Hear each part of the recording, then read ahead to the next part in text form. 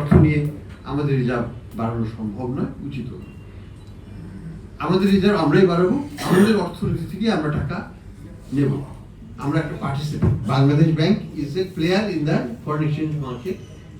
We will continue to play our role like any other central bank যেমন বাজারে আছে, আমরাও থাকবো সেখানে। এবং আমরা খুব ট্রান্সপারেন্ট ওয়েতে কিন্তু আমরা ডলার দিচ্ছি। কোনো এখানে কোনো চাপ সৃষ্টি করা হচ্ছে না। আমরা বলছি যে আপনারা অকশনে যাচ্ছেন, অকশনে বিট করেন, কত টাকায় আপনি ডলার বিক্রি করবেন। আমরা যদি কেনার ইচ্ছা থাকে আমরা ওই ডলারটা ওই পরিমাণটা কাট অফ পয়েন্টে আমরা কিনে নেব।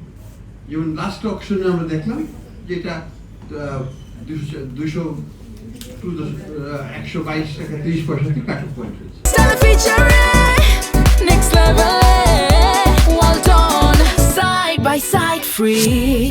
আমরা ওইটাকে ওইখানে আমরা কিনে ফেলতাম, তার বেশি আর আমরা চাই। তো আমরা মনে করি যে বাজারকে স্থিতিশীল রেখে আমরা আমাদের ডলার অ্যাকিউমুলেশনটা চালিয়ে যাব।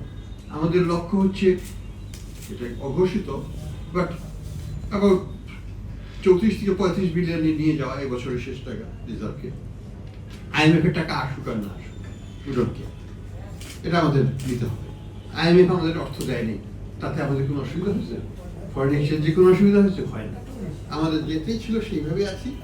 আমাদের কোনো আমি তাদেরকে বলেছি, তোমাদের value is in providing our technical support, not the money. Money has no value to us, because ওই টাকা আমরা যখন ইচ্ছা আমরা $1 বিলিয়ন বাজার থেকেও আনতে পারি, বাইরে থেকে আনতে পারি, যে কোনো জায়গা থেকে আনতে পারি। আমাকে IMF এর দ্বারস্থ হতে হবে না। IMF এর দ্বারস্থ আমরা পার্সিয়ালি হই তখনই যখন আমাদের কিছুটা ভালনারেবিলিটি আছে বাজেট সাপোর্টের ব্যাপারে সরকারের। সরকার হয়তো বাজেট সাপোর্টের জন্য নিতে পারে, কিন্তু ব্যালেন্স অফ পেমেন্টের জন্য আমাদের তাদের টাকা দরকার। Current situation